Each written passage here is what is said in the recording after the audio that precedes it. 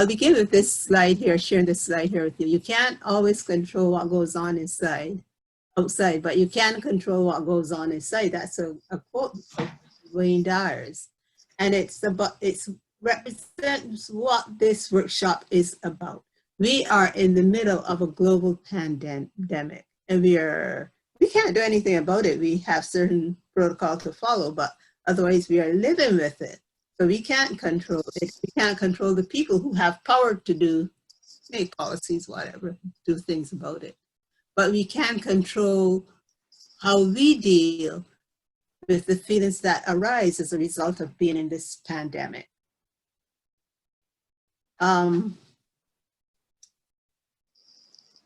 So this workshop, the purpose of this workshop really is to share some information about anxiety and to give you some tools and skills to manage the COVID anxiety that arises as a result of what we are in.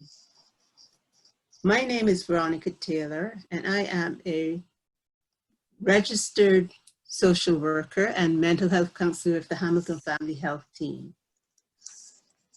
I've been doing groups for a while, but because of the where we meet in person as a group, because of the pandemic, however, we can't do things the way we historically did in terms of sharing information like this, hence this webinar. My co-host today, actually, to step back a bit, because of the pandemic and the physical distancing, we've needed to use webinars to share information. My name is Veronica Taylor. I'm a mental health counselor and registered social worker. I'm happy to be here today. My co-host is Jill Pollock, and I will invite Jill to share some information about herself. Good morning, everyone. I'm Jill Pollock. I'm also a registered social worker and mental health counselor with the Hamilton Family Health Team. I provide individual counseling to adults, children, and youth, covering a wide variety of topics. I'm excited to be here with you guys today and also co-facilitating this webinar with Veronica. So let's jump in. I'll begin by providing an overview of the Skills to Reduce Anxiety workshop and give you a sense of what to expect today. So the format will include a focus on clinical intervention skills and resource sharing, often used to alleviate or manage anxiety. The content will run approximately 30 to 45 minutes. There'll be a question and answer period for anywhere from 15 to 30 minutes at the end of the session, with the webinar scheduled to conclude at 11 o'clock. After we're finished, it will be followed by a short survey. We'd invite you to participate in this survey or poll. It's just a few short questions, and it's used to elicit your feedback and inform any changes about future sessions. So during the webinar, please feel free to ask questions or make comments throughout. To do so, if you go to the bottom of your Zoom screen, you'll see a chat feature. And if you hover over that or click on the chat bubble will pop up, and you can type your answers or responses to us, and we'll do our best to monitor this feature throughout today's live event. I'll also mention that the slide deck will be available following today's webinar. This is so you can fully focus on listening to the content without feeling the pressure or the rush to write down information as we go along. So I'll turn it over to Veronica, who will talk a little bit about privacy issues for today's webinar. Okay, thank you, Jill. So your privacy is absolutely important to us. And while you can see us, we can't see you. You can't see each other. When you write in the chat box, only Jill and I can see your names, and which we won't share with the rest of the participants. So on that note, and I hope, so rest assured your privacy is important and is assured, and I will turn back to Jill to speak a bit about the resources. Sure. So the next slide is titled The Coronavirus Anxiety Workbook. This is a tool to help build resilience during difficult times. It was produced by the wellnesssociety.org. The workbook explains the nature of anxiety, unhelpful thinking patterns. It offers practical skills and invites the reader to create what's called a stress resilience action plan. The link to this resource guide is seen at the bottom of this slide. You can take a screenshot of the link, or you can refer to it once again once the PowerPoint has been distributed. So it's helpful to remember that we're all in this together, living in a pandemic. We're also unique and different, which means you may find some skills more helpful than others. We encourage you to try out the various skills and find what's most helpful to you. So Veronica, what is anxiety? So anxiety is a normal response to a perceived threat. The threat may be internal, like a thought or a sensation you feel in your body, or it might be external, like this threat we are living under, the coronavirus. So when there's a threat, the brain prepares the body to either fight, flee, or freeze, whatever, to ensure survival, which was how it was on the Serengeti Plains years ago, and we still have that in us, and we need it because threats happen. However, when we think of anxiety, we don't think, oh, there's my body preparing to fight or flee or freeze. We think in terms of how we are experience it. And we often experience it as a apprehension, an unease, or a feeling of dread, you know, that kind of sickening feeling in your stomach, kind of. So that's how we tend to think and experience anxiety. Excuse me today. This feeling or these sensations are often accompanied by an increased heart rate, muscle tension, maybe some sweatiness, breathing quicker, and all of those things happen to prepare us to fight, fight, flight, flee, or freeze.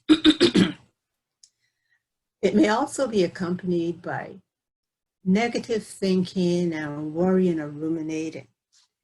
So as I said before, anxiety is normal, but it can become a problem when it persists when there's no threat.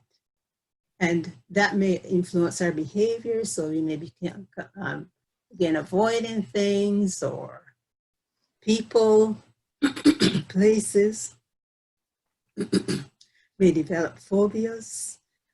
It can more or less really interrupt your regular behavior. You may have difficulty sleeping and so on. So how we may experience anxiety differently. So how I experience my anxiety may be different from how Jill experiences hers or how you experience yours.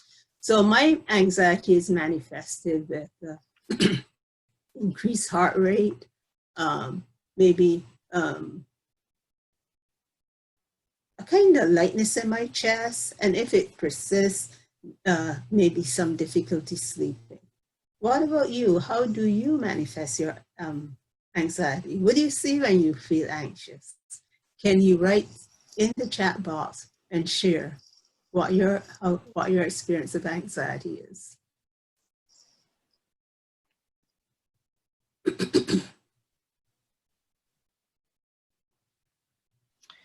So a participant has written they experience lots of weakness and nausea. Yep, that's relatable. Someone else has written they can feel the increased blood pressure and a nervous energy. For myself, it's a lot of heat and hotness in the face. So these are all potential symptoms that are correlated with anxiety. So COVID-related anxiety is a different kind of anxiety. You know, the threat of illness is real, you know, there's no resolution to it. We don't know when it will end or how it will land. So Jill, can you share a bit more on COVID-related anxiety? Sure. So we can describe COVID-related anxiety as excessive worry or rumination, where the same thoughts are on repeat about fears of contracting the virus, passing it on to others, fears that you'll be hospitalized or even that you'll pass away from the virus. It's the uncertainty of how we will be impacted by COVID-19, the unknown of how we will cope, and the uncertainty of what life will be like once the virus has resolved in society. COVID-related anxiety is also the tendency to focus on worst case scenarios, which makes you feel panic and dread. You may notice with increased anxiety and worry some lifestyle or functional changes, such as lack of interest in things that you used to enjoy, procrastination from tasks, or the opposite. You may be keeping yourself really busy with tasks, chores, or hobbies in an effort to distract from those worries. So Veronica will bring up the next slide and explain how the pandemic impacts stress, our stress.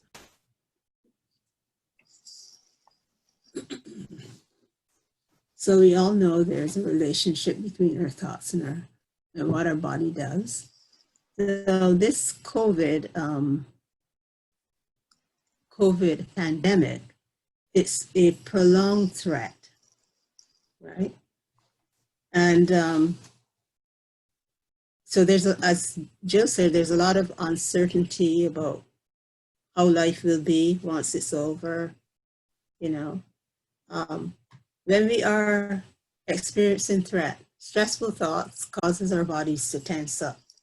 And the muscles say to the mind, there's danger, to the brain really, there's danger, and the brain gets the body to release hormones, the adrenaline, which kind of speeds up things, and cortisol, which shuts down organs or parts that aren't necessary when we are in the middle of a fight. So after the threat is gone, what happens is these hormones dissipate. And I think I'll go to the next slide as well, which also emphasizes what happens and how everything is related and how the thoughts about that threat keeps us all uptight and tense.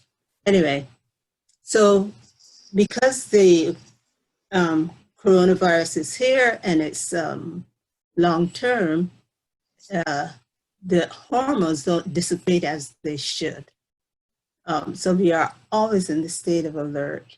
And this is really tiring, and it can cause health problems, actually. I noticed over the past couple of weeks that I've been feeling tired and, you know, more tired than I think I should be. And I heard this term, isolation fatigue or COVID fatigue. And I tend to suspect that some of my fatigue is related to the stress of living with this virus over us, like a cloud. The threat of COVID, the way I see it, it's like a hum in the background. It's there.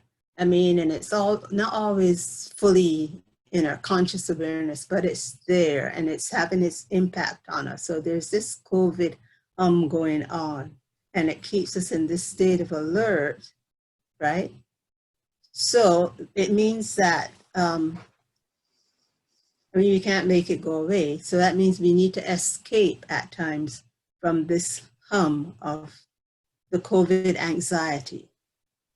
So there are skills that we will talk about that will teach you to engage what is called the nervous system called the parasympathetic nervous system, which works to calm us, to decrease anxiety. So some of these skills we are talking about include progressive muscle relaxation, breathing, meditation, yoga, visualization of soothing scenes, etc. And right now I'm going to ask Jill to lead you in a little bit of a small exercise, small progressive relaxation exercise. My words are all tying up today. No, it's all good. Okay, so let's move on to one of the skills, as Veronica mentioned, is called progressive muscle relaxation. Bit of a mouthful. It's also referred to as PMR for short. And it's an exercise that reduces anxiety and tension in your body. The exercise will teach you how to relax your tense or stress muscles and activate that parasympathetic nervous system. It's best done daily or frequently. And so we'll try it out today. You may already be familiar with it. If you have any pain in your body, avoid tensing that particular muscle group. And pay special attention to the feeling of releasing tension in each muscle group and then the resulting feeling of relaxation. So if my hands were to represent my toes, for instance, you can't see my toes right now, but what I'd be asking you to do is tensing them really, really, really tight and then releasing. So we'll go through this a bit. Feel free to close your eyes or divert your gaze as I speak. We begin in a seated position with both feet on the floor. And we'll start off by taking a few slow, deep breaths. So I invite you to do that. Take a few slow, deep breaths.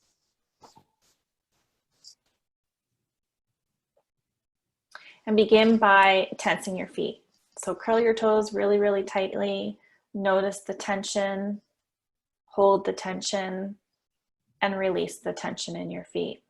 Now notice the new feeling of relaxation. Next, we move up to the muscle group of your calf muscles. Tense your calf muscles. Hold the tension for a count of 5, 4, 3, 2, 1, and release the tension in your lower legs. Next, tense your upper thigh muscles and the pelvic area. Squeeze the upper thigh muscles together tight. And hold the tension for a count of 5, 4, 3, 2, 1. Release the tension. Notice the new feeling in your legs and pelvic area. Move to your stomach. Tense the stomach muscles by drawing in tightly, holding the tension for a count of 5, 4, 3, 2, 1. Release the tension. Allow your body to go limp. Tense the muscles in your back area by drawing your shoulders together. Notice the tension and hold for a count of 5, 4, 3, 2, 1, and release. Notice the new feeling of relaxation. Then we move to your arms. So we tense all the way from your wrists to your shoulders and hold the tension for a count of 5, 4, 3, 2, 1, and release. Move to your head and your neck area. Tense the muscles for a count of 5, 4, 3, 2, 1, and release the tension. And finally, tense your whole body. Tense hard and harder without straining. And hold the tension for a count of 5, 4, 3, 2, 1, and release. Now bring your awareness back to your computer screen. And I'll ask you or invite you to write some responses in the chat box of what you observed in your body. What did you notice, if anything? Any difference between the tension and relaxation? And while I give a minute for responses, I'll just add a few points. One of the benefits of this exercise is that it requires so much concentration and energy to do the skill properly in order to isolate each muscle group one at a time, that it distracts from the anxious thoughts or ruminating thoughts that might be occurring for you. It can help to say certain words or phrases to yourself when you exhale, such as relax, let go, stay calm. These words or phrases will then become associated with that relaxed state, eventually saying the word alone can bring on a sense of calm. And it can be handy during times when you don't have time to go through the whole progressive muscle relaxation exercise. And lastly, there's free PMR scripts available on the internet if you wish to view those. So some people are commenting, they're noticing that they could notice the difference between the two different states, and they do feel a sense of calm after completing the exercise. So thank you for those responses. And I think Veronica will move on to COVID in the news. Yes. You know, tend to have kind of a bit of a morbid curiosity when something is going on. Sorry about that. And that happened inadvertently. Yeah. When something is going on, so we are drawn to the news. And in the beginning of this pandemic, you know, there was a whole lot of information, and there's still a lot of information if you choose to follow it. I mean, there's been another pandemic going on, which COVID has had to share airtime with, but there's so much stuff available, and what all of this stuff is doing is enhancing our anxiety. So it makes sense to be selective about what you watch and where you watch. So I'm going to invite Jill to share her wisdom on what are the places to watch. Sure. So one way is by selecting credible or trustworthy news sources that report on medical facts as opposed to opinion-based or social media sites. So examples of this might include Public Health Ontario, our local Hamilton Public Health website, or the World Health Organization. So we'll move on to the next slide, awareness of emotions. This exercise comes from the coronavirus workbook, and it's normal to be experiencing a wide range of emotions. Are we having some trouble with the slide? Yeah. So I'll just move on oh, got it. Thank you. There it is. So it's normal to be experiencing a wide range of emotions. You'll see them there. Accepting your feelings is an important first step to building resilience. Naming the emotion has been found to benefit well-being. So take a moment now to tune into your body and notice how you're feeling or the physical sensations that accompany that emotion. And circle the emotion on the screen just for yourself, the one that you identify with. There's an anxiety reduction skill called Name It to Tame It by psychologist Dan Siegel. Here you would identify and describe an emotion or sensation to yourself, such as that I've just asked. It might include something like, I'm feeling overwhelmed, or I have a tight knot in my stomach. And by identifying and describing these feelings, the physiological response reduces, thus allowing you to think about a plan rather than just react to the uncomfortable emotions or sensations. So I'd invite you to do the same by using the chat box. What are you identifying with right now or recently of those emotions or the sensation in your body?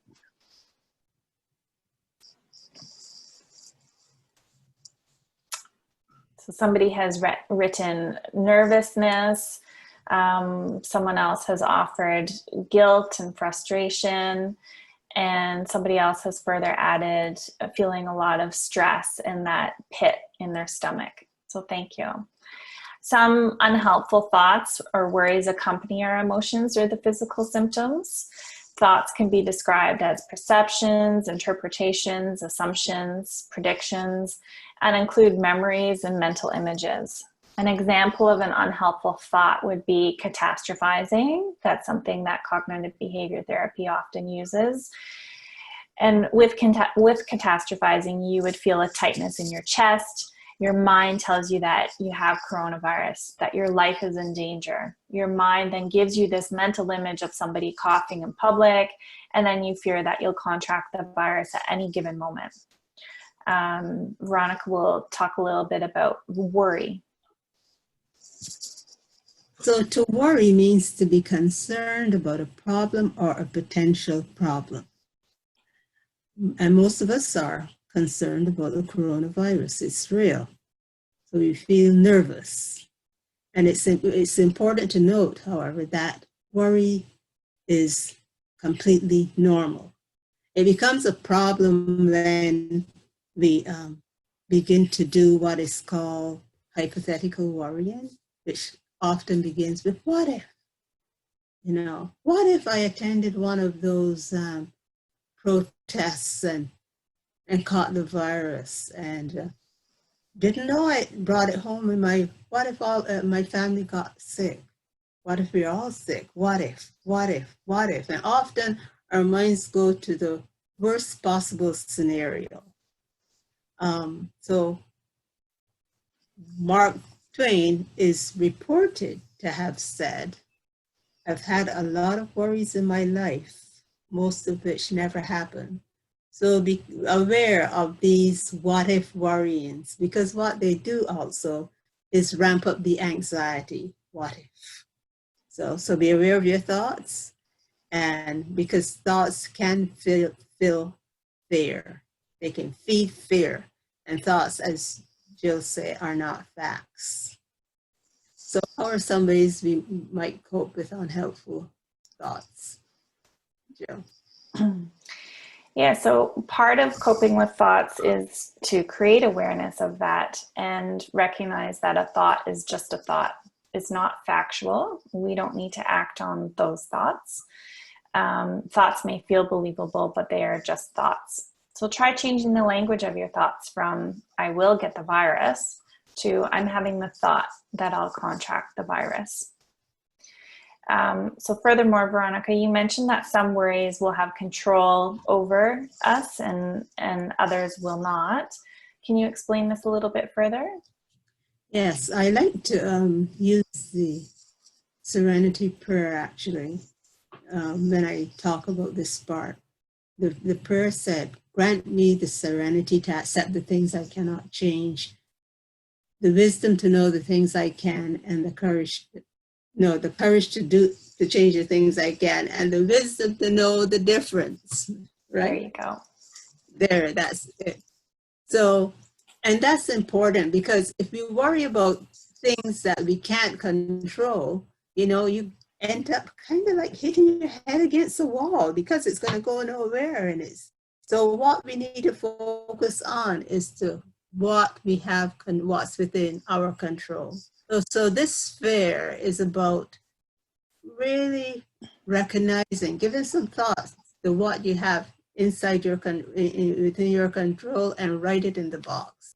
If you download this workbook, I encourage you to do the exercise and write this stuff like I can hand wash, I can practice physical distancing, I can so on and so forth. I can connect with friends on Zoom or whatever, but what is within your control is important to focus on that rather than be literally sick worrying about things you can't control. And I invite you to write something in chat, one thing within your control in the chat box and share it with us. Thank you. So the responses are popping up. One person has written they can be more aware of those thoughts and try to work to control those thoughts for themselves. Someone else has written eat healthy and work out. Another person has written get a good night's sleep. And someone else has echoed your responses of trying to do the hand washing and physical distancing to what is within their control. So thank you for that. Thank you. Something else you have control over is what you do with your mind as well. It's mindfulness. It's to practice mindfulness. Mindfulness is paying attention to what's going on in the present moment by intention. So what I'm going to do is to invite you to be present, and I'd like you to notice your feet planted on the floor, what it feels like. the sensations you're experiencing. Also bring your attention to the parts where your body connect with what you're sitting on. What does that feel like? And even notice your breath. So often in our daily life, we don't notice these things. And because we are so caught up in our minds, thinking about other things, planning ahead, just not being in the moment. So mindfulness is about being in the moment. And the benefit of that is that it does take you out of the past or out of the future and bring you in the present where life unfolds. Life unfolds from moment to moment in the present. Now, Tara Brach, a teacher and a psychologist, says that we have become mindful human doings instead of human beings. So we are so caught up in doing stuff. So when you practice mindfulness, it brings you in the present, gets you out of the worry and thoughts going on in your head, and allow you to experience present moment feelings and sensations and thoughts. An example of being unmindful is, have you ever been driving and then all of a sudden you arrive at your destination and you don't remember how you got there? Or you stepped out of the shower and you don't remember shampooing your hair and doing those kinds of things, but you know you have? That is not being mindful. So again, mindfulness is about being with whatever we are doing in the present moment. The other thing I'd like to talk about is self-compassion. And self-compassion also, as well as mindfulness, helps to engage the parasympathetic nervous system and calm the body down. So, let me see. Okay. So mindful self-compassion, when we think of it, in fact, we don't often think of self-compassion. We can think of compassion towards others, So think of someone who is suffering, a friend who is suffering. So we are aware of their pain, and we have feelings of care and that kindness to do something to ease their suffering arise. Self-compassion is that compassion turned towards yourself. So this slide shows, is produced by Kristen Neff, who is a major researcher in self-compassion. And there are 3 components to self-compassion. The first one is mindful awareness of what you're feeling in the moment, recognizing that you're not alone, that everybody in the world suffers and somebody might be going through exactly what you're going through. And the third component is bringing kindness to yourself, to a friend. And the wonderful thing about practicing self-compassion is that it increases your ability to be happy, to be resilient, to bounce back from things, because you learn not to hold on to things as well. So I'm going to lead you in a quick mindfulness practice. Again, based on Kristen Neff's work. So, and this one is called the self-compassion break. So call up a little suffering, a little one, not major suffering, like stress, a relationship problem, something you might be worrying about, just a little stress, just a little, right? So find that situation and bring it into your mind right now. What happened? Who said what? Bring that into your mind right now. And I'm going to say a few phrases, and these are the phrases you will say in your head as well as you do them. So recognize this is a moment of suffering. I'm really feeling bad right now. However, whatever language you want to use to bring attention to the suffering. This is difficult. So you're bringing awareness to that suffering is present.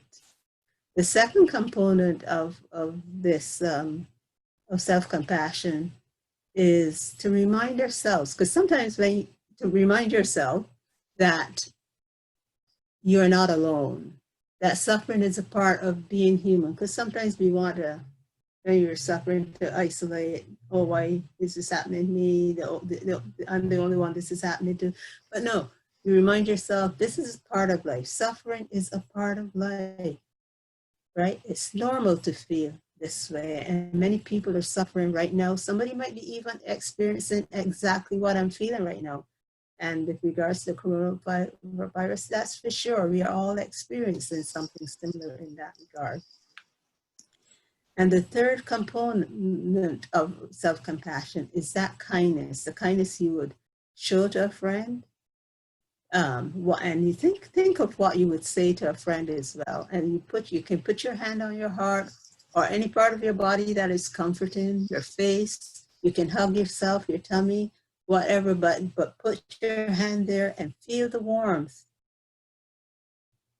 of your hand over your heart and the comfort of that feel.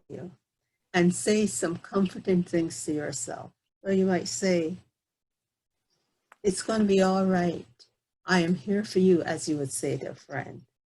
And any language, that you want to use to express your desire to be happy and to be free from suffering. But suffering is a part of life. And you do all of this with kindness. I mean, you may decide to bring a kindness to yourself. You might decide, a cup of tea, I could do with a cup of tea or coffee right now. Or, I could talk to a friend right now. Or maybe I need to change certain things, whatever it is. But you do whatever with kindness and compassion to yourself as you with your friend. Now you let go of the practice and allow yourself to be just as you are, feeling whatever you're feeling right now, just as you are. And I invite you to there's another slide here, which kind of brings it together. Anyway, so I invite you to write in the box, in the chat box, what that experience was like for you.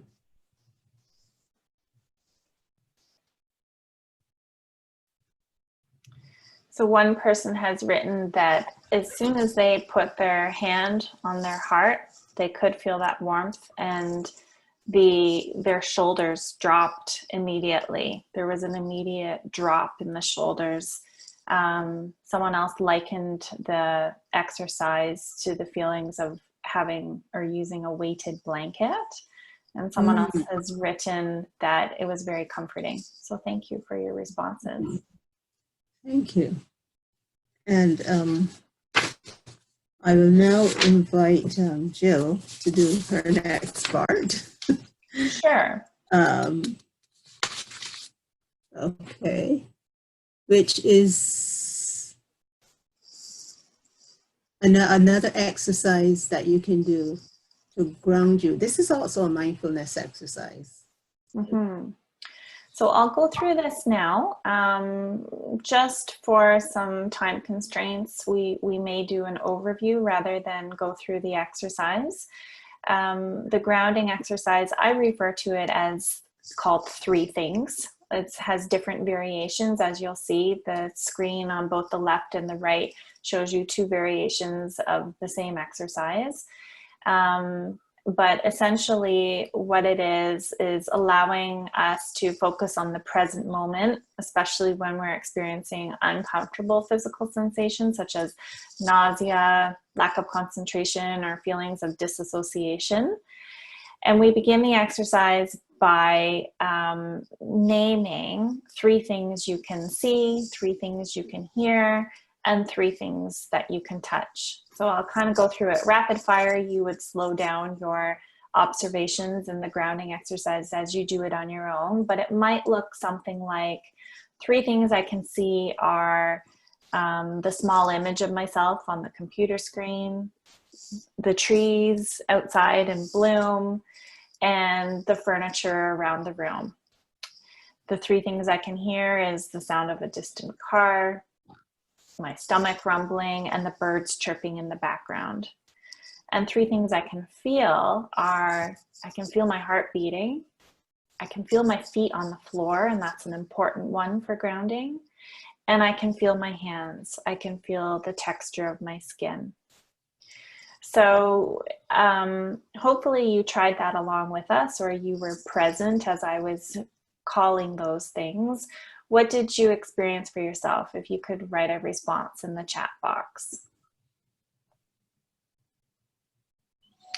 So someone has written that they felt relaxed and focused. And another response is that the individual had a better ability to concentrate.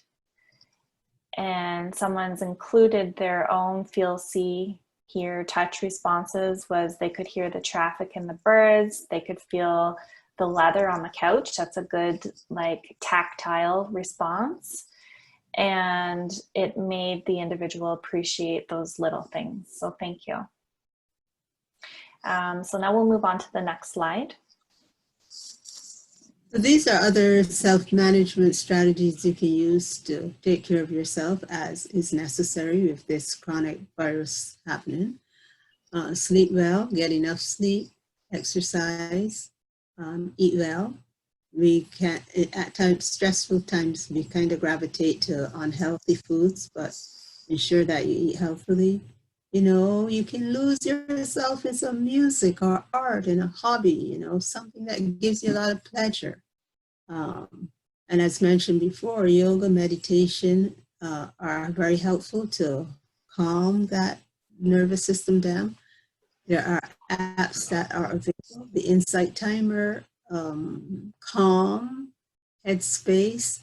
You may have noticed the Calm ads on TV. Be calm for 15 seconds or be calm for 30 seconds, and you hear flowing water and so on and so forth. So make use of these tools to help you to manage that anxiety. Visualization and the grounding that you just mentioned that Jill just led you through are also ways to things that you have control over in response to this pandemic. So now I'm going to invite Jill to share some other strategies that are helpful. So I'll just give a quick overview due to time constraints. The act or the practice of gratitude can be really helpful as a way to reduce anxiety. It's noticing and appreciating the positives in your personal world or being thankful. And during the practice of being thankful, you can reflect on yourself, nature, people you value, objects that help you function, or the world in general. The next slide just offers some prompts on ways to begin a gratitude practice. Remember to slow down, be mindful, observe with your senses, for instance, and the beauty of a flower, for example. So we'll move on to the next slide, which is box breathing. And this is our final exercise for the day. Yeah, I think you may be observing, I know that breathing is a big part of being calm. You know, engage in the parasympathetic nervous system, balancing how we're feeling. And the box breathing does the same. So in this exercise, you inhale for 4, hold for 4 seconds, exhale for 4 seconds, and hold for 4, and then do the cycle again. And you can do it as many times as you wish so that you achieve the state of calm that you are seeking. So I'm going to lead you in that exercise right now. So inhale, 2, 3, 4, hold, 2, 3, 4, exhale, 2, 3, 4. Hold, 2, 3, 4. Inhale, 2, 3, 4. Hold, 2, 3, 4. Exhale, 2, 3, 4. Hold, 2, 3, 4. One more. Inhale, 2, 3, 4. Hold, 2, 3, 4. Exhale, 2, 3, 4.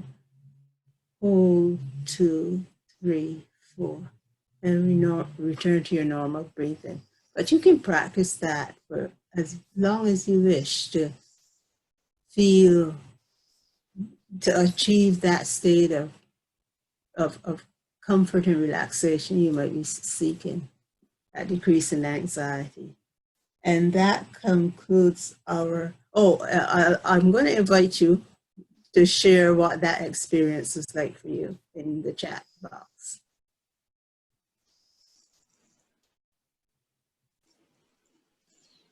So someone has written that it was a little bit difficult to regulate the breath. That's quite a common experience when you're learning to do it, but that usually dissipates or becomes easier the more that you do that. So thank you. So the next slide is just a list of resources that you can read at your leisure. We'll keep that up there for a few minutes, and that concludes the content portion of our webinar. So we'll open it up for 1 or 2 questions before we move on to inviting you to do the poll. So if you have any questions for us, we invite you to use the chat box. Someone has added a comment from our last box breathing exercise that relaxing meditation is very important, and yes, it is, and it can be a very useful skill if you adopt it. Someone has asked a question: how can you reduce separation anxiety? I wonder if by separation anxiety you mean the fact that you aren't as connected now as we historically are, and we are as human beings hardwired for that connection. So being separate right now is very hard. I don't know the context of the separation you're speaking about, but the way to deal with it right now is to connect with family on Zoom, FaceTime, whatever face-to-face applications there are, so that at least you can see. It's not the same, but at least you can see whoever you are separated from physically. Do you have anything to add to that? Yeah, and it is hard to determine the context of the question. It could also mean trying to gain skills in struggling or dealing with separation anxiety, that you're noticing that it's an issue for you. So along the same lines, like creating an awareness of that and using similar skills to create some healthy attachments. We might just leave it at that for today, but thank you for your questions. Is now when we initiate the poll, Veronica, is that correct? Yeah. Okay, so I'll invite you now to complete the poll. It's just 3 quick questions, and you should see it pop up there, just asking you for some feedback about today's session.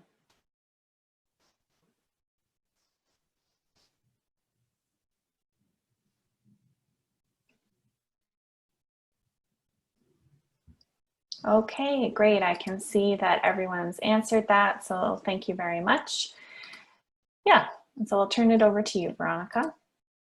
Oh, thank you for attending. It was a pleasure, and I hope you did, that you apply some of these skills to relieve this anxiety, this COVID anxiety hum that we're living in. So practice, practice, practice, you know, and because we need to take care of ourselves. If we don't, nobody will.